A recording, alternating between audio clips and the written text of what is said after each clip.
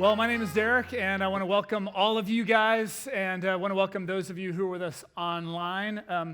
I got to tell you, if you like shocking stories, and who doesn't like a shocking story in church? Because, nobody wants to fall asleep in the middle of a sermon, right? So you had to love last week's message. Pastor John took us halfway through the story of Jesus and the woman at the well, and what was so shocking about the story is that not only is this Jewish rabbi talking to a woman, which you wouldn't do, but he's talking to a Samaritan woman, and as a Jewish person, you would never talk to a Samaritan.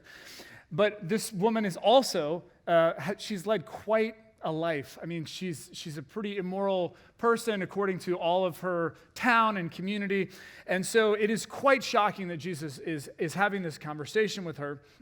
And what's further shocking is that as she starts to dialogue with Jesus, she finds out that he knows all sorts of things about her, that there's no way that he could possibly know if he was just a normal human being.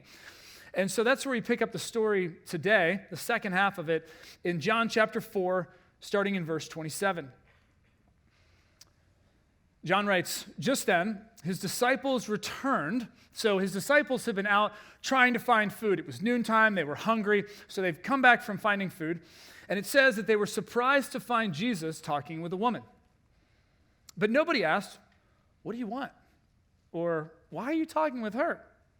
I guess by this point they'd just known better than to ask those sorts of questions. It says, verse 28, "Then, leaving her water jar, the woman went back to the town and said to the people, 'Come, see a man who told me everything I ever did. Could this be the Messiah?' They came out of the town and made their way toward him. Meanwhile, verse 31, his disciples urged him, 'Rabbi, eat something.' But he said to them, 'I have food to eat that you know nothing about.' Then his disciples said to each other, 'Could someone have brought him food?'" Now, you got to love the disciples. I mean, this is classic Jesus and his disciples right here. Jesus is always saying something, and the disciples are always on the surface, right? And Jesus is always like 3 levels deeper than his disciples. They're just like, "Well, we don't see any food. I mean, there's no traces of any leftovers here. That woman, she didn't have any food. Like, where does he get the food? Where's the food?" While this is going on, Jesus says, verse 34, "My food is to do the will of him who sent me and to finish his work." Now that's deep right there. What Jesus is saying is, guys, I'm not talking about food you put in your mouth. I'm talking about a different kind of food altogether. Have you ever been so focused on something that you weren't even hungry? Like you didn't even realize you had any physical needs because you were just a part of something bigger than yourself?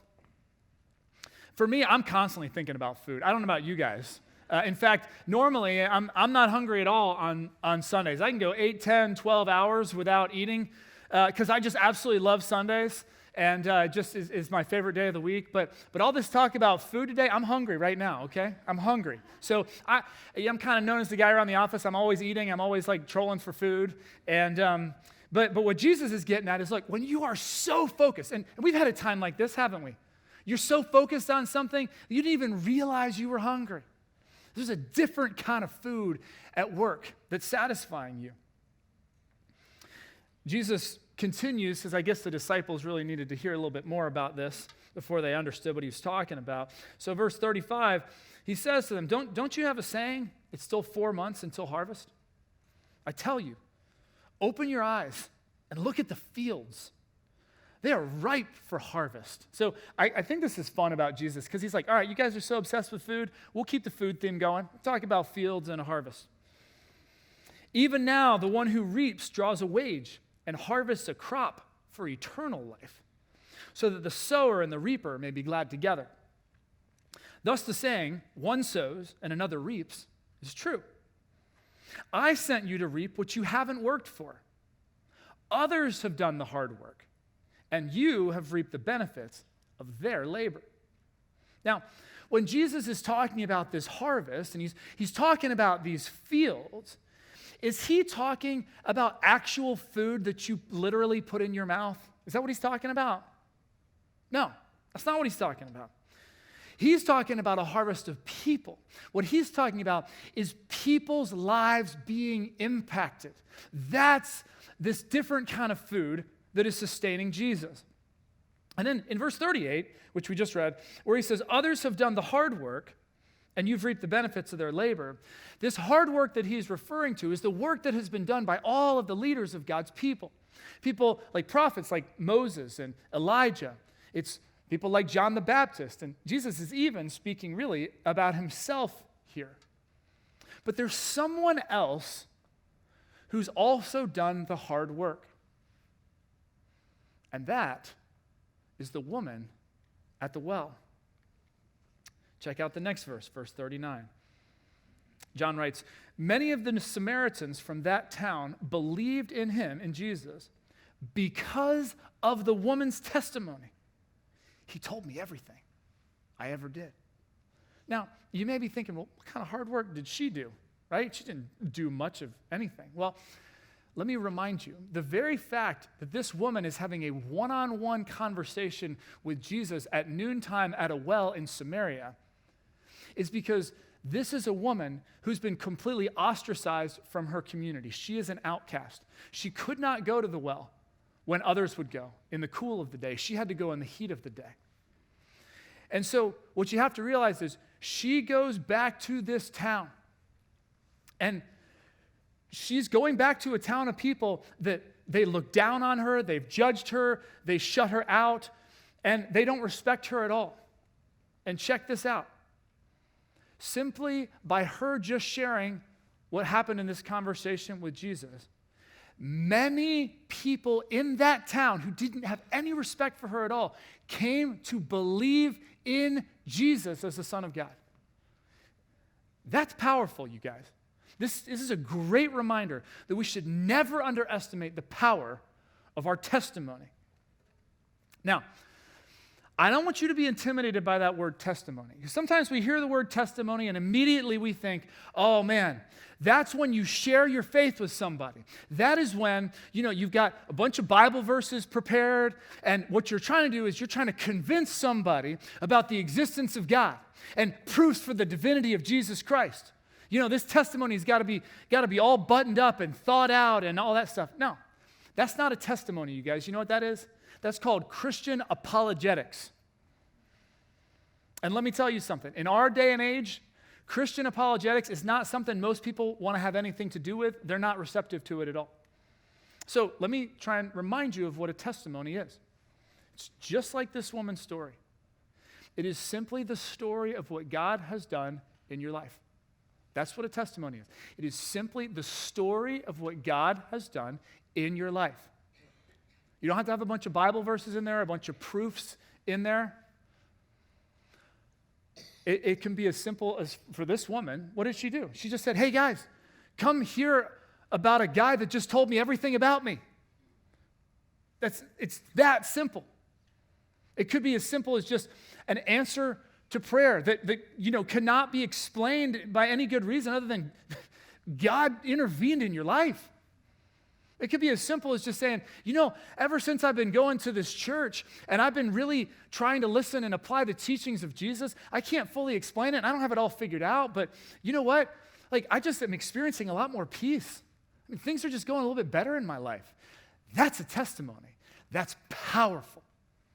My favorite part of this woman's testimony in the story is the words where she says, could this be the Messiah? I love that. You know why?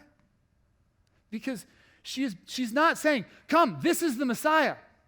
Okay, let me prove to you. No. She's just saying, I'm not even sure.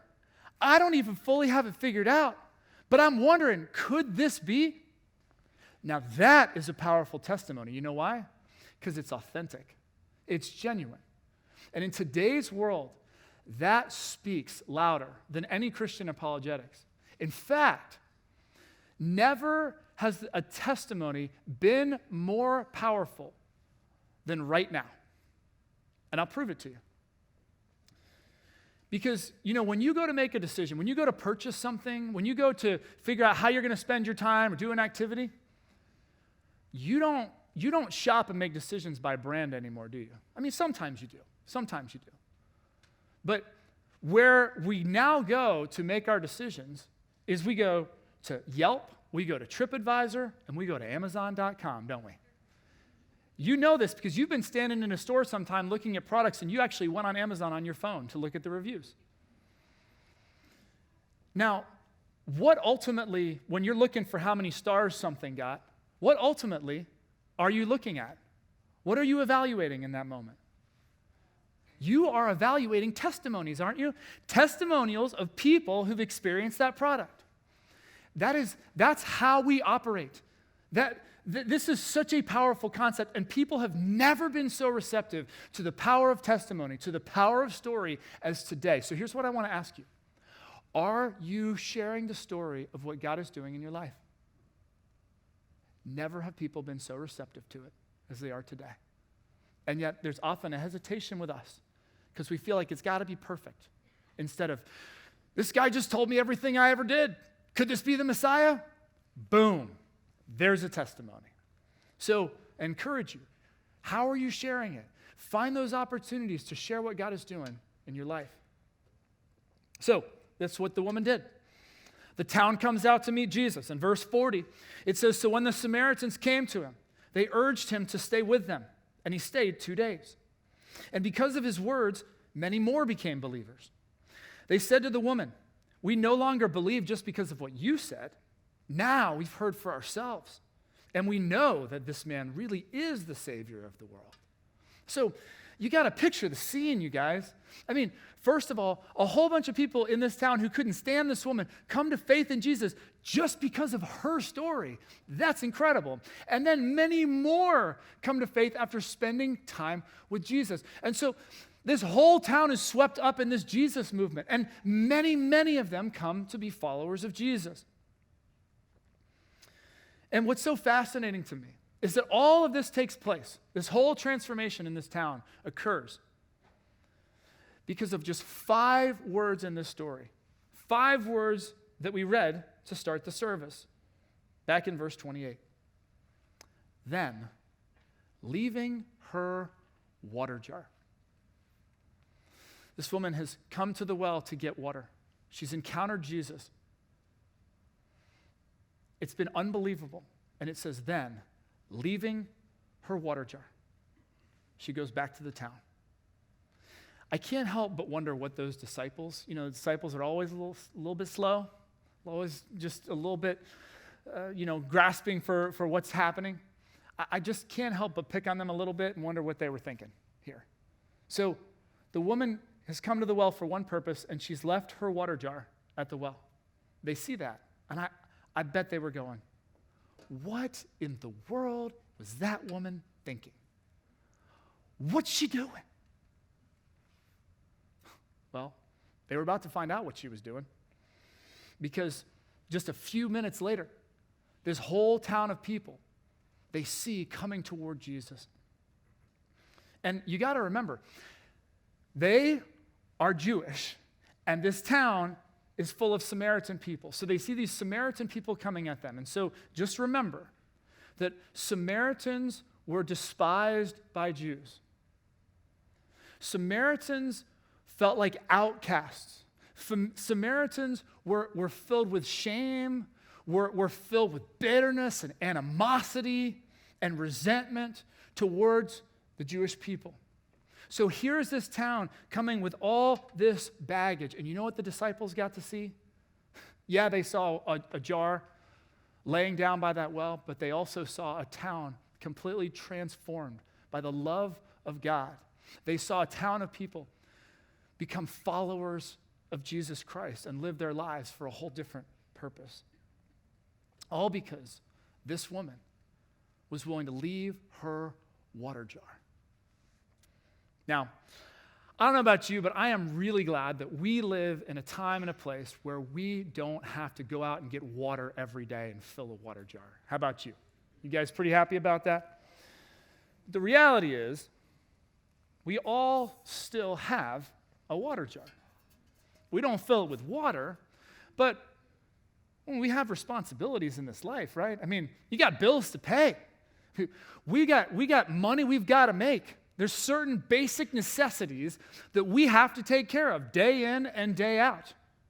I mean, food, shelter, clothing, these are just the practical realities. But what is such a powerful reminder in this story, and this is really what Jesus is getting at with his disciples here, is look, yes, you got to fill your jar. Yes, it's really important. It's vital. But it's not the most important thing in this life. That's what this story is about. There's something far more important than filling our jar. So I want you to just imagine with me for a second, if you would. I want you to imagine that you're at the end of your life, okay? You've lived a wonderful life. You're deep into old age. And now you realize that the end is near, time is short. You're bedridden at this point, but you're at peace, okay? You're laying in your bed, and you know you don't have much time left, okay? Can you try and imagine that with me for a second? You're at the end of your life, okay? What are you thinking about? At the end of your life, what are you thinking about? Is anybody thinking about a jar? Anybody thinking about those bills that you have to pay? Anybody thinking about those basic necessities and responsibilities? Anybody thinking about, man, I wish I just could have put a little bit more into my jar. I wish I could have accumulated a little bit more stuff. The reality is, at the end of our life, when everything is brought into the clearest perspective, there is no jar, is there? Not at all. Because you see, when we are lying in our deathbeds, we're not going to care at all about a jar. What we will care about is having people around us that we care about and that we love, right? That's what we're going to want. People. At the end of our life, you know what's going to be on our minds as we look back? It's nothing to do with putting anything in this. But what we will be thinking about is people who impacted us, people who made a difference in our lives, and people we impacted. That's what we're going to be thinking about, not a jar. I shared earlier that I love Sundays, man. Sundays are my favorite day of the week. And the reason that I love Sundays so much, the reason that I left corporate America, I left the nonprofit world to come work for the church, is because every single Sunday I get a front row seat to see what God is doing in the lives of people here at Grace. I get to see people transformed by the love of God, and I can't get enough of it. In my 17 years here at Grace Community Church, I have literally seen hundreds of people come to faith in Jesus. I've seen hundreds of people who've come to know that there is a God who loves them. There is a God who has an incredible plan for them. And begin to follow Jesus Christ. I've seen addictions broken. I've seen marriages restored. I've seen people whose lives were riddled with anxiety and anger and all sorts of different things that were going on, filled with the love and the peace of God. And I've had the privilege of getting emails. One of my favorite things is when people just email me stories, their testimonies of what God is doing through our church. And in fact, I just got one a couple of days ago, and I want to read it to you because it's really cool. This is from Kelly. Kelly writes, "When I started coming to Grace, I was spinning in my own orbit, consumed with working, completing an intense doctoral program, and being a wife and a mom. I was convinced I didn't have time for more engagement than my irregular church attendance. My husband became more involved at Grace, and I was a witness and beneficiary for how it was changing his life. I saw an ad one Sunday for joining the setup team. I was intrigued by the physicality of it and the fulfillment in getting things done. A few years later, serving and being in community at Grace has become the most important rhythm in my family's life. My kids serve alongside me every week, and we have come to know the most wonderful people. God knew what I needed all along, and instead of me withdrawing from community when I needed it most, He pulled me in, and it has radically changed my life perspective. I feel like I'm a more thoughtful person and have become more love-centered. By knowing that God loves me unconditionally, it has changed the way I treat and love others. I am still very much a work in progress, and I am so thankful I have my Grace family to support my journey. Now, you see why I love my job? It's awesome. Now, if you're sitting here going, well, Derek, that's so great for you. I'm so glad that you love your job, and it must be wonderful to be one of the pastors here because, you guys get to, be part of this impacting what people's happening, what God is doing in people's lives. And I just want to say that if that's kind of where your mind goes, that it's like, oh man, it's those pastors, Can I just share something with you? Did you know that when someone comes to Grace for the very first time, they will decide whether they're coming back to this church in the first 7 minutes. 7 minutes. That's what the research has found. When you go to church for the first time, in the first 7 minutes, you're going to make your decision. It'll be confirmed through the rest of the time, but really you've already made your mind up in the first 7 minutes.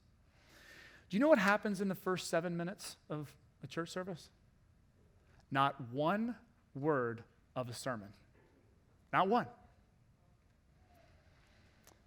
See, in the first 7 minutes, a new person, they don't hear a pastor share a sermon. They see the smiling faces of a whole team of people who, just like that woman at the well, have decided that they were going to leave behind their water jar. They were going to sacrifice a little sleep. They were going to sacrifice a little of their extra free time on a weekend, and I know that's precious here in D.C. And they were going to make sure that all of those new folks saw smiling faces, were warmly welcomed. When that new person comes that first 7 minutes, if they've got kids, they get to meet the smiling faces of our Grace Kids check-in team. And they get to meet all of our Grace Kids and Grace Youth leaders who make sure that those families and those kids know, man, this is going to be a blast. You're in great hands here. In those first 7 minutes, they walk into our auditoriums where a whole team of people have decided it was worth leaving behind their water jars to come in early and help create an experience where there would be sacred space in this room for people to be able to connect with God.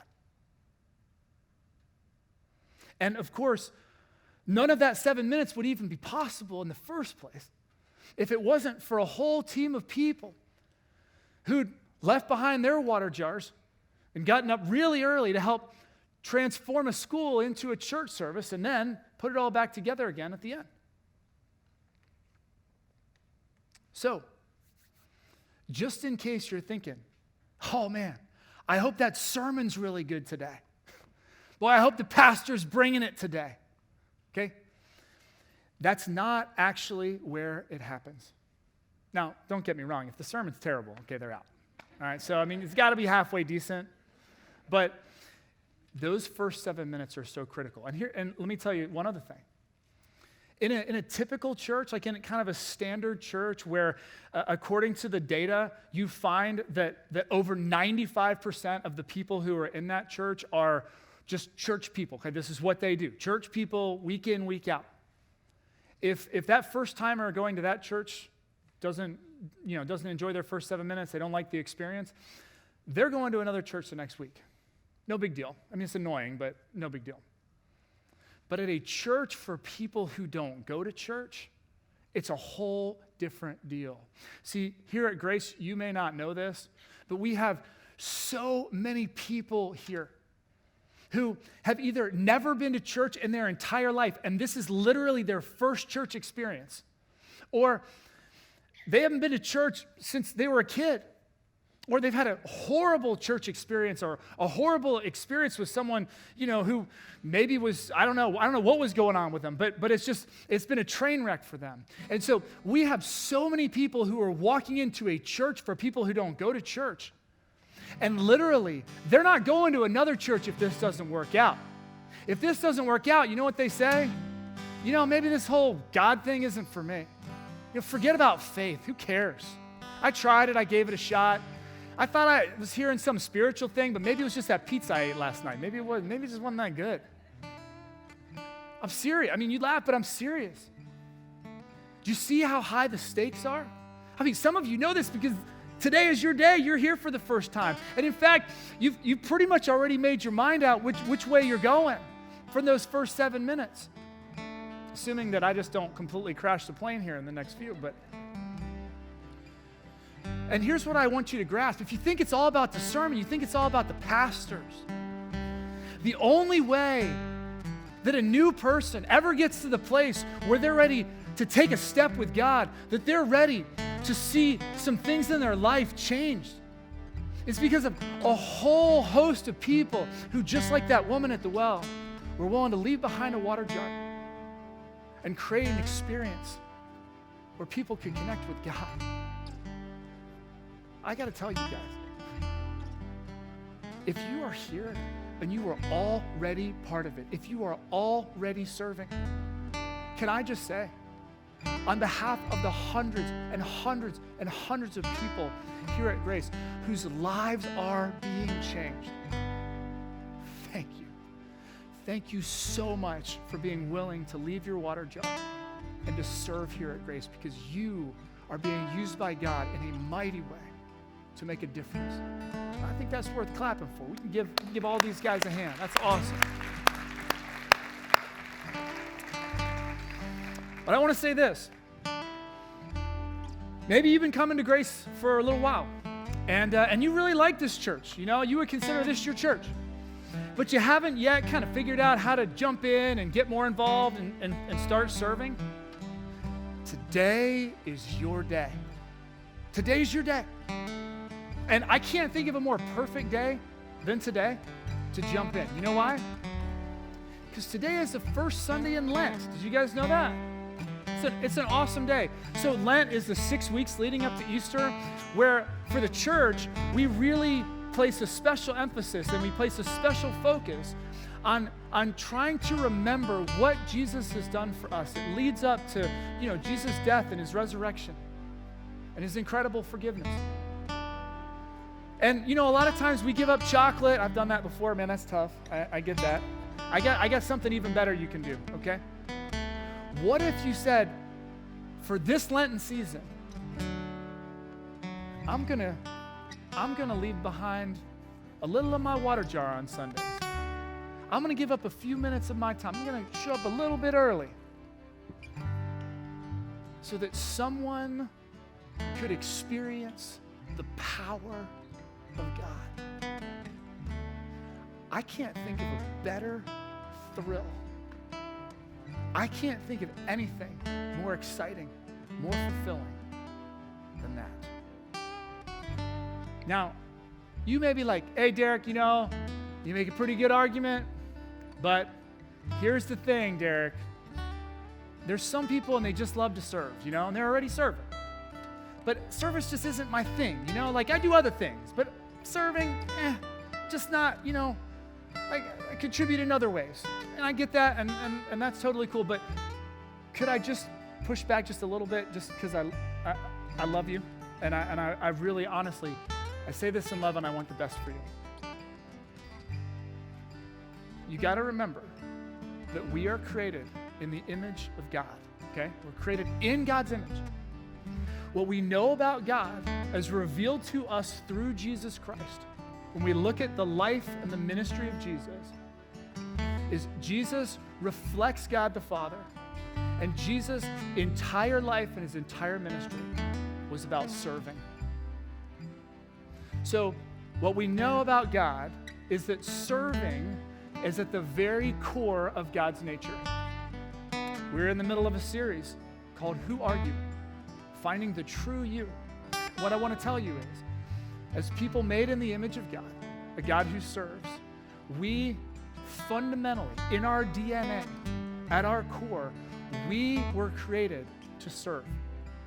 Now, you may have tried that before. You may have volunteered, served different places. You might have even tried to serve here at Grace somewhere, and it was just a train wreck. I mean, it didn't work. It was awkward. It's bad. Okay, and you're like, this is pointless. I'm going to do other stuff. Serving's not my thing. Here's what I want to encourage you with today. I think you just didn't find the right thing. You just didn't have the right opportunity that matched your interests and it matched your skill set. Because when you find that match, I am telling you, there is nothing like it. And in fact, we want to help you. We want to help you find that right opportunity. I'm going to ask Brian, if you would join me up here, because we're just going to kind of practically talk for a second about what that looks like, at least here at Grace. So if you would, Brian, help these good people out. Oh, yeah. And part of the reason why we're excited about this, as Derek mentioned, it changes lives, but it also changes your life as you get in contact with who God's created you to be. So we've got a nifty little form here that's in your bulletin, and I encourage you to take that out right now. If you don't have one of these forms, we have a couple people that have them. Love to pass them out. Just throw your hand up. Encouraging everybody to pull one of these out. Whether you've served before, maybe you've kind of disconnected, this is your chance to recommit or check it out again, maybe find a new spot. But you'll see 4 main categories on here. First impressions is the first. That's a little bit of what Derek talked about with that first 7 minutes. Yep. It's kind of the smiling face. The first people come in contact with. It's a great place to join for a team. Check that out. Behind the scenes. We change this school every Sunday into a church where people can experience God. Behind the scenes, really get a lot of that stuff done. You don't have to be that smiling face out in front of everybody, but it's a great place to connect and get things done. As Kelly mentioned, kind of the athletic piece kind of comes into that with the setup and breakdown. Just you're active. Yeah, and plus, if you don't really like people at your core, yeah, you don't want to sign up for the First Impressions team, because that's where you love people. That's where you want to land. You go behind the scenes. Yeah. All right. You've admitted that. Oh yeah, I've admitted that before. You don't like people at all. I'm right, also Brian? an introvert, so one thing I like about First Impressions, if you're an introvert, you can smile and not have to say anything. That way you feel like a people person as an introvert, but yeah, and fills all the edges. And in fact, what's great about that? Like, if you have no clue, we go through all 4 of these, and you're like, I don't even know what. Like, being a greeter, right? If you can hold a bulletin and hold a door and just say hi, like, you can be a greeter. Yeah. It's probably the least impact of anything here. So if you're confused about that, like, that's a good one to check. Yes. Yeah. We also have worship arts, the Grace Band. You see some of them behind us right now. They do an excellent job. Very nice. Very nice. We also have video lighting and audio under there. This is one question that's always asked. Do I have to know video lighting and audio? Not necessarily. Like, we'll train you along the way. The worship band is different. Like, if you can't play guitar, if you have no rhythm, we're not going to let you on. So we can't train you from scratch on that. But audio, video, and lighting, you're welcome to come whether you know anything or not. Yeah. And then Grace and youth. It's kind of self-explanatory. You like kids, you're welcome. Sign up for that. Get connected, because you make a huge difference in the children's lives here at Grace if you like kids. Yeah. Go ahead. And I just want to say, some of you love kids, and some of you just act like a kid all the time. Okay, you just constantly act like a kid. You know who you are. You need to get involved with Grace Kids and Grace Youth. Okay, yeah. I'm serious. You saw the slides from that retreat. I mean, it's just about being a kid. And kids know who's for them, and they know who's on their level. And I'm serious. We need you. Those kids need you. Yes. It's very important. We don't throw you just into a classroom with a bunch of chaos. There's actually structure. You're in there with other people, so you're never flying solo on that. Encourage you to check one of those off. As Derek said, if you don't know which one to check, just put a question mark by First Impressions. We'd love to help connect you with a team of people that you can serve alongside of and kind of experience who God is. Yeah, and kind of on that note of just putting a question mark, this can be kind of a scary moment. I think about that woman at the well, right? And she left her jar and she started walking toward that town of people. You gotta think, guys, that she had a moment where she was like, oh my goodness, I'm going towards this town of people who can't even stand me. She had to have moments where she was like, am I doing the right thing? I mean, she had to be hesitating. I can't imagine that she wasn't. And you may have a moment with that form, where you're looking at it and you're kind of drawn to one of these categories of teams, but there's something in you going, yeah, but do I really have the time? I mean, it's DC, I'm totally maxed out, Can I really do this? And I just want to tell you, we get that, you guys. We live in this city too. Brian and I, we fully understand. And so the coolest thing about this is all you're doing is saying, can I just take a test drive? Can I just check it out? we work with your schedule. We totally get this idea of like commitment. We really do. And we want to make sure that, hey, if you can only make it work once every 6 weeks and you know whatever, that's cool. We just want you to feel a part of it. Church is so much better when you're a part of it. Yeah, and as Kelly said, like it's just changed everything for her. And we want that for you guys, whether it's once a month, once every 6 weeks. Whatever just it get is. connected, Yeah. you know, get kind of a glimpse of who God's created you to be. So drop this off. We'll have baskets in the back. We have a table out in the lobby. If you have questions, want to get connected there. We're going to have Derek pray, and then after that, I'm going to ask you guys to stick around for just one more minute so we can give some direction. But Derek, you want to pray to close us out? Yeah. If you guys would join me, let's pray. God, we just want to thank you for the great reminders that as important as our responsibilities in this life are, and they can be all-consuming sometimes, God, thank you that there are more important things. There's a different kind of food that can sustain us. And God, I just want to say thank you. Thank you so much for all of the people here who have already left behind their water jar and are just helping all of us to experience you in new and life-changing ways. God, I want to lift up all of those who right now are kind of wrestling with taking a step, getting involved, what it means. I pray, God, that you would just bring reassurance right now. And I pray, God, that you would give everybody courage to just follow where they sense you're leading, and that you would guide each and every person to that perfect opportunity that would truly be such a thrill. In Christ's name, amen. Just want to remind you guys real quick.